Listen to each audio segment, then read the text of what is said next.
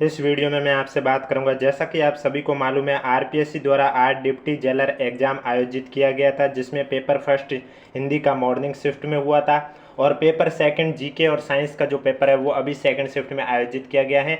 तो second shift में पूछे गए जीके और कुछ साइंस के क्वेश्चन के बारे में इस वीडियो में चर्चा करूंगा।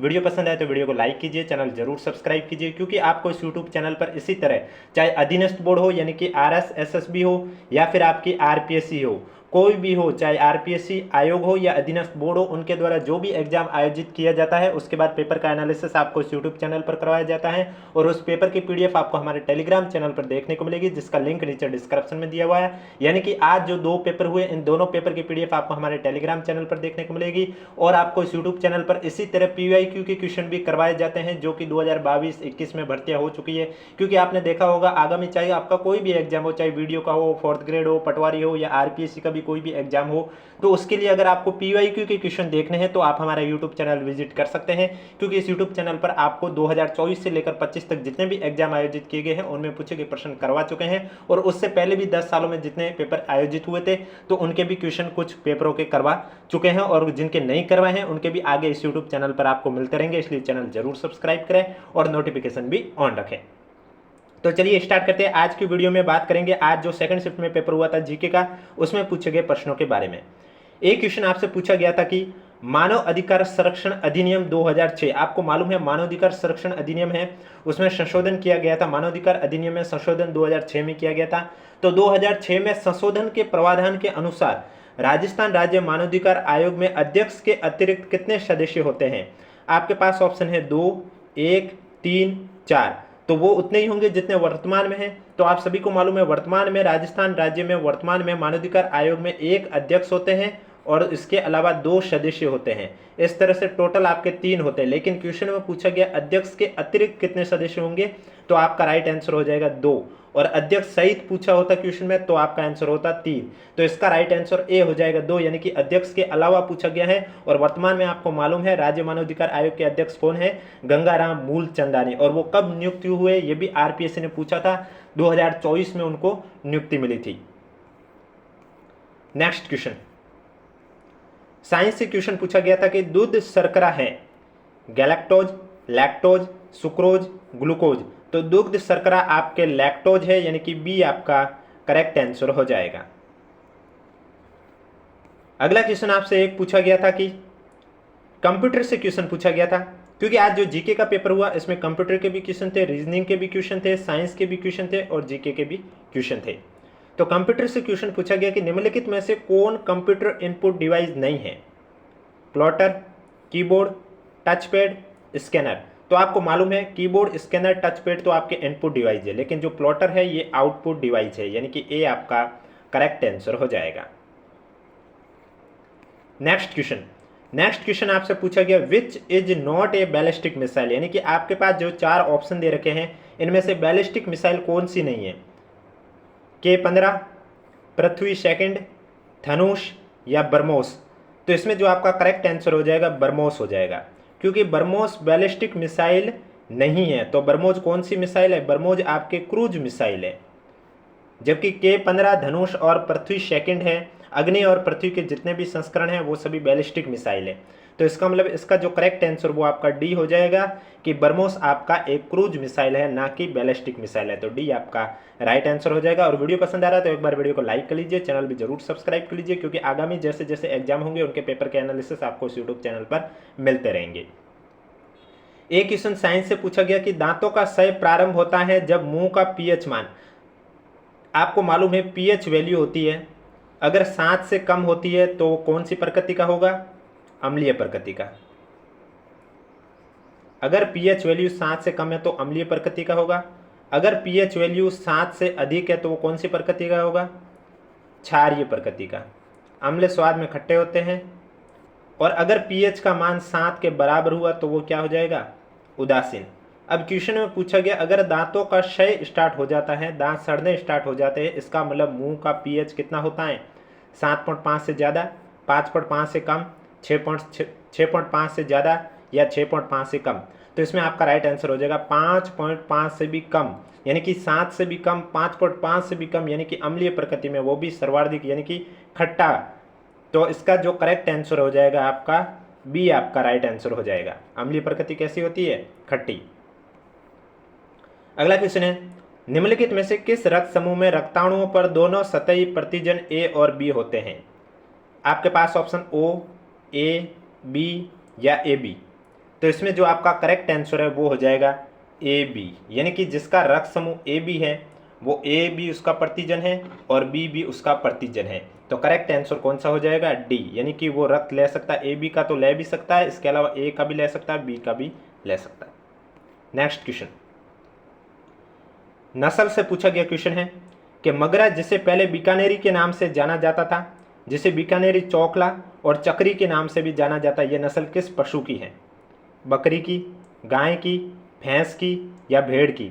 तो मगरा आपके भेड़ की नस्ल है, यानी कि करेक्ट आंसर आपका डी हो जाएगा। और आज 2 पेपर हुए, दोनों पेपर की पीडीएफ आपको हमारे टेलीग्राम चैनल पर देखने को मिलेगी, जिसका लिंक नीचे डिस्क्रिप्शन में दिया हुआ। अगर अभी तक आपने ज्वाइन नहीं किया तो आप जल्दी से जाके ज्वाइन कर सकते हो। अगला क्वेश्चन आपसे पूछा गया है कि केंद्रीय इलेक्ट्रॉनिक इंजीनियरिंग अनुसंधान संस्थान है, ये कहाँ पर स्थित है? पिलानी में, जोधपुर में, बीकानेर में, टोंक में?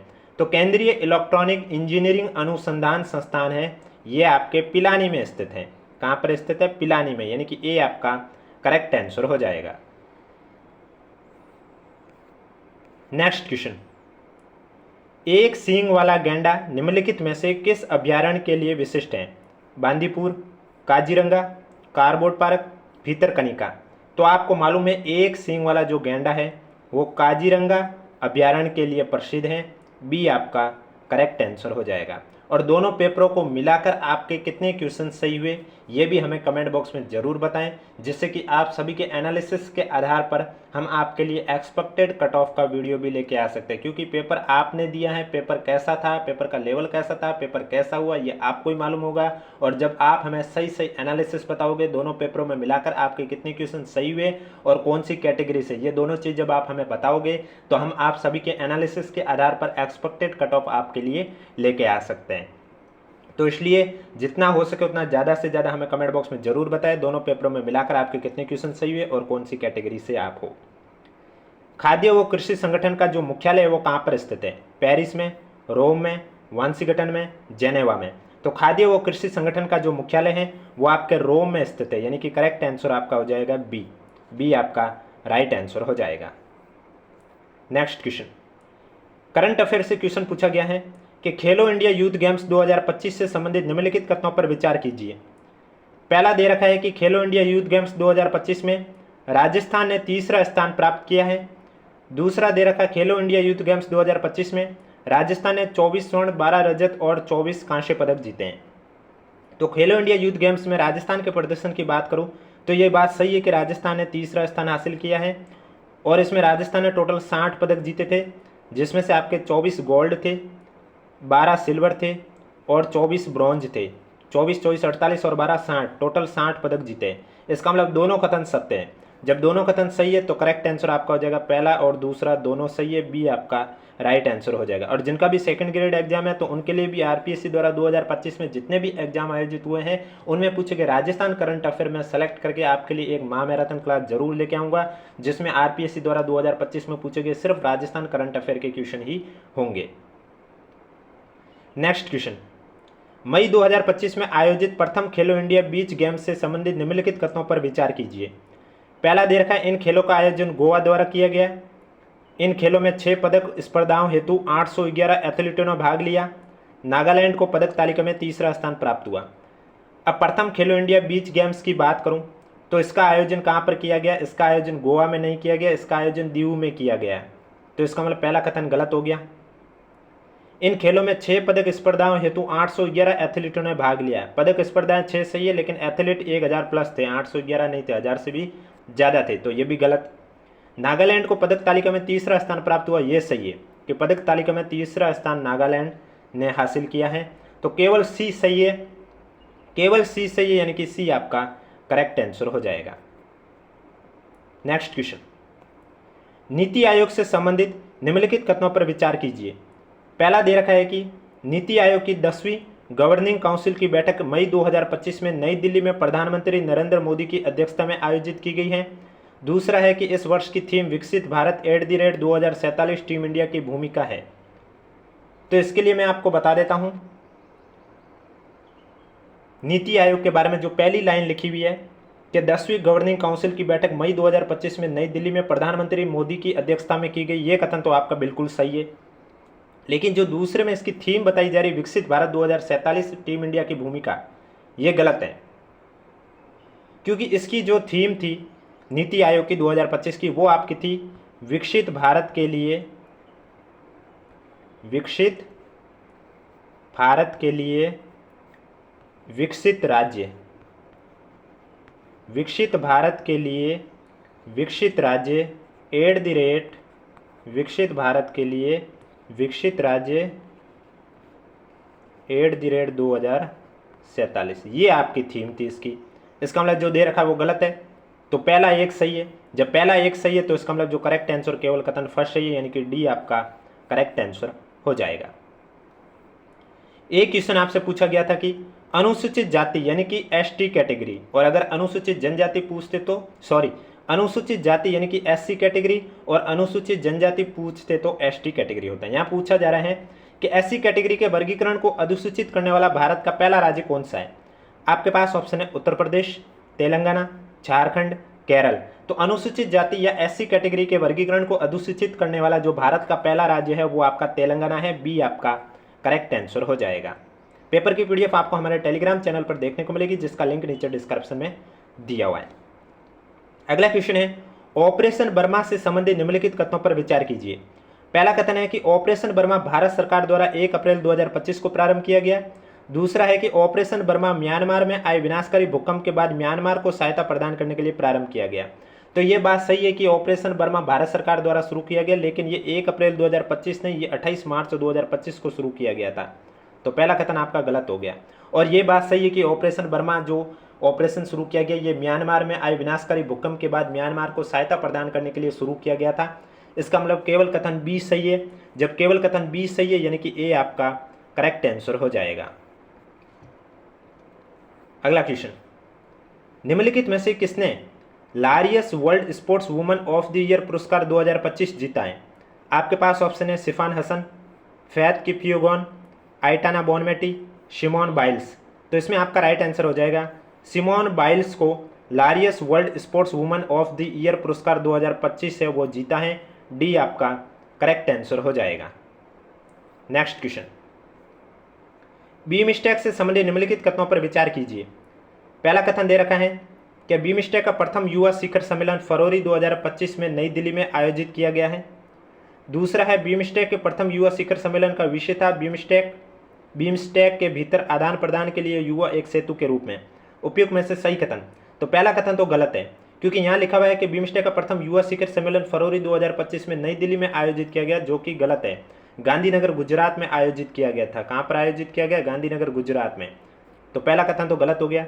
दूसरा कथन सही है कि इसकी जो थीम थी वो बीमस्टेक के भीतर आदान प्रदान के लिए युवा एक सेतु के रूप में थी। तो करेक्ट आंसर आपका हो जाएगा ए। और इसके अलावा अगर अभी तक आपने हमारे यूट्यूब चैनल सब्सक्राइब नहीं किया तो चैनल जरूर सब्सक्राइब करें, नोटिफिकेशन भी ऑन रखें, क्योंकि आपको इस यूट्यूब चैनल पर इसी तरह चाहे आरपीएससी का कोई एग्जाम हो या अधीनस्थ बोर्ड का कोई एग्जाम हो, एग्जाम के बाद उसका पेपर एनालिसिस और उस पेपर की पीडीएफ आपको हमारे टेलीग्राम चैनल पर मिलती रहेगी। सीकर जिले के रेवासा गांव में निम्नलिखित में से कौन सा मंदिर स्थित है? इसका राइट आंसर आपको नीचे कमेंट बॉक्स में बताना है। आपके पास ऑप्शन है जीण माता मंदिर, श्याम मंदिर, शाकंभरी माता मंदिर, हर्षनाथ मंदिर। इसका राइट आंसर आपको नीचे कमेंट बॉक्स में बताना है। अगला क्वेश्चन है कि निम्नलिखित में से कौन सा सुशीर वाद्य नहीं है?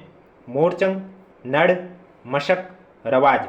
तो रवाज आपका तार से युक्त वाद्य यंत्र है, ये सुशीर वाद्य यंत्र नहीं है। डी आपका करेक्ट आंसर हो जाएगा। बाकी नड़, मोरचंग और मशक है, ये आपके सुशीर वाद्य यंत्र ही है। एक क्वेश्चन आपसे पूछा गया कि निम्नलिखित में से राजविलास के रचनाकार कौन है?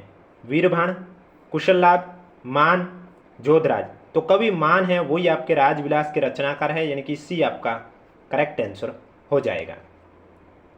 नेक्स्ट क्वेश्चन, निम्न में से कौन से लोक देवता भूमि के रक्षक के रूप में पूजे जाते हैं? जुझार जी, बबूता सिद्ध, खेड़ा जी या भोमिया जी। तो भूमि के रक्षक के रूप में भोमिया जी को पूजा जाता है। डी आपका करेक्ट आंसर हो जाएगा। अगला क्वेश्चन है आपके सामने निम्नलिखित में से किसने प्राकृत प्रकाश ग्रंथ की रचना की थी? वररुचि, उद्योतन सूरि, विशाखदत्त, राजशेखर। तो इसमें आपका राइट आंसर हो जाएगा वररुचि ने प्राकृत प्रकाश ग्रंथ की रचना की है। प्राकृत प्रकाश ग्रंथ की रचना किसने की है? वररुचि, यानी कि करेक्ट आंसर हो जाएगा ए। और जो आपके पांचवें ऑप्शन को लेकर बहुत कुछ स्टूडेंट को ये भी डाउट है कि दोनों पेपरों में मिलाकर होने चाहिए आपके 10% से ज़्यादा खाली नहीं होने चाहिए, या फिर दोनों पेपर के लिए अलग अलग, उस पर भी मैं वीडियो के लास्ट में चर्चा करूंगा। लेकिन उससे पहले आप नेक्स्ट क्वेश्चन देख लीजिए। निम्नलिखित में से प्राकृत ग्रंथ वाला क्वेश्चन हो चुका है। निम्नलिखित में से कौन सा कथन सही है? पहला दे रखा है कि 1948 में एस के धर की अध्यक्षता में एक भाषाई प्रदेश आयोग का गठन किया गया है। दूसरा, नवीन राज्य आंध्र प्रदेश का उद्घाटन 1 अक्टूबर 1953 को किया गया था।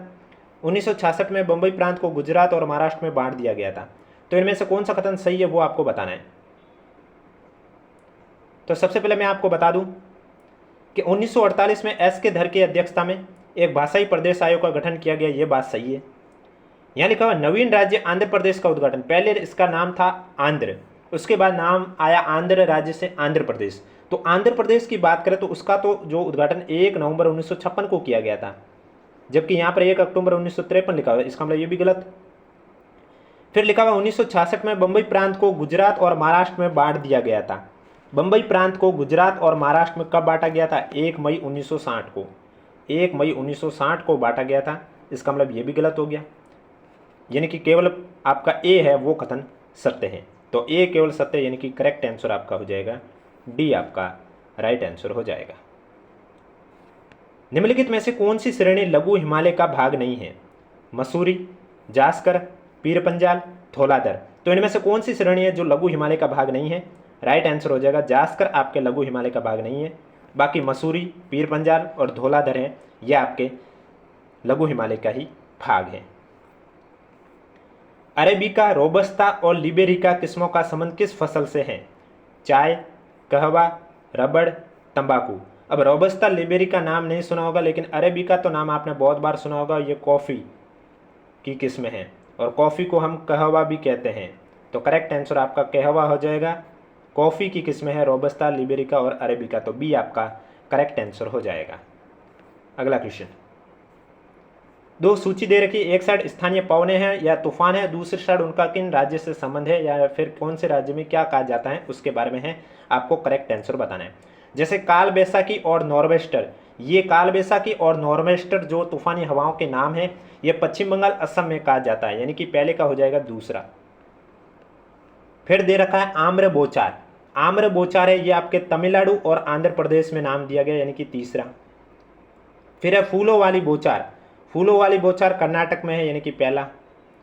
और लू है, ये आपके पंजाब से बिहार तक, यानी कि चौथा। दूसरा, तीसरा, पहला, चौथा, यानी कि डी आपका करेक्ट आंसर हो जाएगा। और अगर अभी तक चैनल सब्सक्राइब नहीं किया तो एक बार चैनल जरूर सब्सक्राइब करें, नोटिफिकेशन भी ऑन रखें। और एक बात बता देता हूं, जैसे कि आपको मालूम है आज का फर्स्ट पेपर में भी आपके 150 क्वेश्चन थे, सेकंड पेपर में भी आपको 150 क्वेश्चन थे। अब जो 10% वाला रूल है वो आपके दोनों पेपर के लिए अलग अलग है, यानी कि पेपर फर्स्ट में भी आपको 10% इसके होते हैं 15 क्वेश्चन, इसके भी 10% 15 क्वेश्चन, यानी कि पेपर फर्स्ट में भी आपको 15 से ज़्यादा अगर क्वेश्चन आपने खाली छोड़ दिए जिसमें एक भी गोला नहीं भरा तो भी आपका रिजल्ट रिजेक्ट होगा। चाहे अगर आपने पेपर सेकंड में भी 15 से ज़्यादा क्वेश्चन खाली छोड़ दिए हैं, एक भी क्वेश्चन में गोला नहीं भरा तो भी आपका रिजल्ट रिजेक्ट हो जाएगा।